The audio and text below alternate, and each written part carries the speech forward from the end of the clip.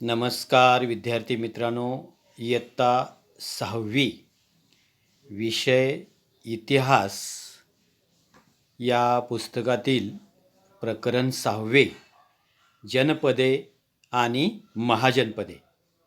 काल आपण यामधील जनपदे आणि महाजनपदे यांची माहिती घेत होतो आणि त्यामधील जनपदांची माहिती आपण बघितलेली आहे. यामध्ये 16 महाजनपदं जी आहेत ही आपण नकाशामध्ये सुद्धा पाहिलेली आहेत. त्याचबरोबर आज आपल्याला पुढचा भाग जो पाहायचा आहे तो म्हणजे मगध साम्राज्याचा उदय. मगध साम्राज्याचा कशा प्रकारे उदय झाला याची माहिती आपल्याला या प्रकरणात घ्यायची आहे. आता बघा, बिंबिसाराचा मुलगा अजातशत्रू यानेही मगधांचा विस्तार करण्याचे धोरण स्वीकारले. त्याने पूर्वेकडील अनेक गणराज्ये जिंकून घेतली. अजातशत्रूच्या काळात मगधाची भरभराट झाली. त्याने बौद्ध धर्म स्वीकारला होता. गौतम बुद्धाच्या महापरिनिर्वाणानंतर अजातशत्रूच्या कारकिर्दीत राजगृह येथे बौद्ध धर्माची पहिली संगीती म्हणजेच परिषद झाली. बघा, 6.3 या मुद्द्यांचा आपण या ठिकाणी अभ्यास करणार आहोत. त्यामध्ये मगध साम्राज्याचा उदय. जो बिंबिसाराचा मुलगा अजातशत्रू यांनीही काय केलं, या मगधचा विस्तार केलेला आहे.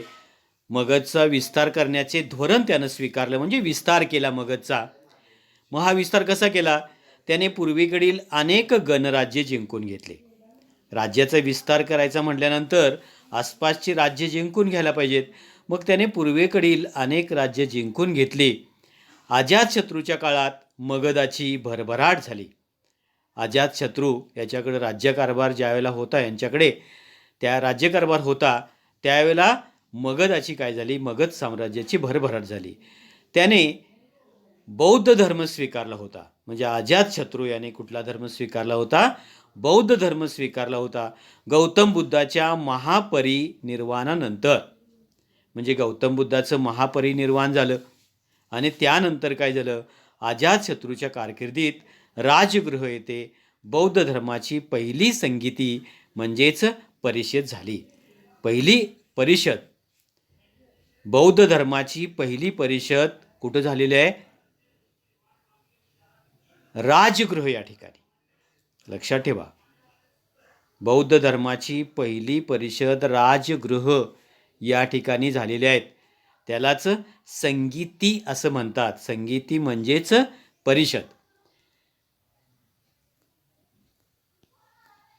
अजातशत्रूच्या काळात मगधाच्या पाटलीपुत्र या नव्या राजधानीचा पाया घातला गेला.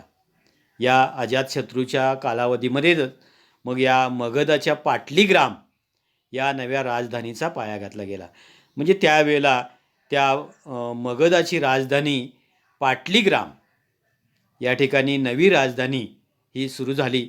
पुढे हेच पाटलीपुत्र या नावाने प्रसिद्ध झाले. म्हणजे जे पाटलीपुत्र जे आपण ऐकतो इतिहासामध्ये, पाटलीपुत्र जे नाव आहे, तर हे पाटलीग्राम या ठिकाणीच मगध साम्राज्याचा राजधानीचा पाया घातला गेला आणि त्यामुळे हे पाटलीपुत्र हे नाव प्रसिद्ध झालेलं आहे. पाटलीपुत्र आजच्या पाटणा शहराच्या परिसरात असावे. आजचे पाटणा नावाचं शहर आहे ना, या शहराच्या परिसरामध्ये हे पाटलीपुत्र असावे असा अंदाज आहे. अजातशत्रूनंतर होऊन गेलेल्या मगधाच्या राजामध्ये शिशुनाग हा महत्त्वाचा राजा होता. बघा, या मगधाच्या साम्राज्यामधले पुढचे राजे, अजातशत्रूनंतर होऊन गेलेला राजा जो आहे त्याचं नाव आहे शिशुनाग. हा महत्त्वाचा राजा होता. त्याने अवंती, कोसल आणि वत्स ही राज्ये मगधाला जोडली. म्हणजे मगध साम्राज्याला त्यानं इतर राज्यसुद्धा जोडलेली आहेत. कुठली कुठली राज्य जोडली बघा, तर अवंती, त्यानंतर कोसल, त्याचबरोबर वत्स. आपण कालच या गोष्टीची माहिती घेतलेली आहे. तर ही राज्ये जी आहेत ही राज्य मगध साम्राज्याला जोडली. उत्तर भारताचा जवळजवळ सर्व प्रदेश मगधाच्या अंमलाखाली आला. उत्तर भारताचा जवळजवळ सर्वच प्रदेश या मगध साम्राज्याच्या अंमलाखाली म्हणजे वर्चस्वाखाली आला. अशा रीतीने मगध साम्राज्य आकाराला आले, म्हणजे त्याचा विस्तार झालेला आहे. मगध साम्राज्याचे नंद राजे, याच्या पुढचा भाग आपल्याला बघायचा आहे तो म्हणजे मगध साम्राज्याचे नंद राजे. इसवी सन पूर्व 364 ते इसवी सन पूर्व 324 या काळात मगध साम्राज्यावर नंद राजाची सत्ता होती. इसवी सन पूर्व 364 ते इसवी सन पूर्व 324 या कालावधीमध्ये कुठलं मगध साम्राज्यावरती जी सत्ता होती ती नंद राजाची सत्ता होती. एका मोठ्या साम्राज्याला आवश्यक अशी शासन व्यवस्था नंद राजांनी निर्माण केली. एखादं मोठं साम्राज्य असतं का नाही, मोठं राज्य असतं, मोठा प्रदेश असतो, तर त्याला साजेसी म्हणजे त्याला काय काय आवश्यक आहे ते राज्य सांभाळायचं म्हटलं, एखादं साम्राज्य सांभाळायचं म्हटलं तर अनेक गोष्टींची गरज असते. मग त्या कोणकोणत्या गोष्टी आहेत या पुढे दिलेले बघा. म्हणजे या ठिकाणी सांगितलंय की एका मोठ्या साम्राज्याला आवश्यक अशी शासन व्यवस्था नंद राजांनी निर्माण केली. मग यामध्ये पायदळ, घोडदळ, रथदळ आणि हत्तीदळ असे चतुरंग सैन्य त्याच्या पदरी होते. त्यांनी वजन मापाची प्रमाणित पद्धत सुरू केली. बघा, चतुरंग सैन्य, नंद राजाने हे चतुरंग सैन्य हे स्थापन केलं. म्हणजे चतुरंग सैन्याचे काय आवश्यकता असते राज्यकारभारामध्ये आपल्याला माहीत आहे. बघा, पायदळ म्हणजे पायी चालत ते आक्रमण करणारे असे पायदळ. घोडदळ म्हणजे घोड्यावरती बसून युद्ध करणारे. रथदळ म्हणजे रथातून उभं राहून वगैरे आपण बघितलं असेल रामायण महाभारत या मालिकेमध्ये आपण पाहिलं असेल तर रथामध्ये उभं राहून बाण वगैरे सोडले जायचे, गदा वगैरे खेळली जायची. रथदळ आणि हत्तीदळ म्हणजे हत्तीवर सुद्धा बसून युद्ध खेळलं जायचं. अशा प्रकारचे हे चतुरंग सैन्य. म्हणजे चतुरंग सैन्य आपल्या लक्षात आलं का? पायदळ, घोडदळ, रथदळ आणि हत्तीदळ याला चतुरंग सैन्य असं म्हणतात. त्याचबरोबर या नंद राजाच्या कालावधीमध्ये वजन मापाची प्रमाणित पद्धत सुरू झाली. आज आपण अनेक वजन माप पाहतोय. 1 किलो असेल, 2 किलो असेल, अर्धा किलो असेल, त्याचबरोबर 250 ग्रॅम असेल, 100 ग्रॅम असेल, ही वजन माप आहेत ना. तर ही वजन मापाची पद्धत कधी सुरू झाली? तर वजन मापाची पद्धत ही नंद राज्याच्या कालावधीमध्ये सुरू झाली. नंद राजा जो होता ना, मगध साम्राज्याचा नंद राजा, या नंद राजाच्या कालावधीमध्ये हे वजन मापाची प्रमाणित पद्धत सुरू झाली. नंद घराण्याच्या शेवटच्या राजाचे नाव धनानंद असे होते. नंद राजा जो होता ना त्याच्या शेवटचा राजा त्या कालावधीमधला, त्याचं नाव धनानंद. त्याच्या काळापर्यंत मगध साम्राज्याचा विस्तार पश्चिमेकडे पंजाबपर्यंत झाला.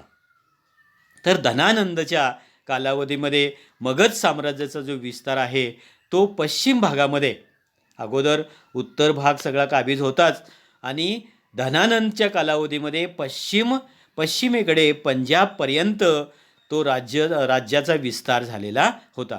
धनानंदच्या कारकिर्दीत चंद्रगुप्त मौर्य या महत्त्वाकांक्षी तरुणाने पाटलीपुत्र जिंकून घेतले. बघा, या ठिकाणी या मगध साम्राज्याला खिंडार पडला असं आपण म्हणतो या ठिकाणी. तर धनानंद हा जो राजा होता मगध साम्राज्याच्या, त्याच्याच कारकिर्दीमध्ये एक तरुण, महत्त्वाकांक्षी तरुण, त्याचं नाव आहे चंद्रगुप्त मौर्य. मौर्य साम्राज्याचा आहे हा. चंद्रगुप्त मौर्य यानं काय केलं? हल्ला केला मगध साम्राज्यावर आणि पाटलीपुत्र जिंकून घेतलं. नंद राजवटीचा शेवट केला आणि मौर्य साम्राज्याचा पाया घातला. तर अशा प्रकारे त्यानं चंद्रगुप्त मौर्यानं काय केलं? नंद राजवटीचा शेवट केला, मगध साम्राज्याचा शेवट केला, नंद राजवटीचा शेवट केला आणि मौर्य साम्राज्याचा पाया घातला.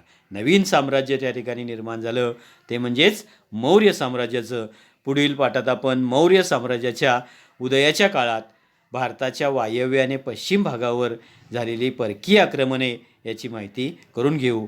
तसेच मौर्य साम्राज्याची सविस्तर माहितीसुद्धा आपल्याला पुढच्या प्रकरणामध्ये घ्यायची आहे. आपण या प्रकरणाचा दिलेला जो स्वाध्याय आहे तो पण सोडवायचा आहे. या ठिकाणी माहीत आहे का तुम्हाला, यामध्ये 16 महाजनपदाची प्राचीन व आधुनिक नावं या ठिकाणी सांगितलेली आहेत. ती लक्षपूर्वक ऐका.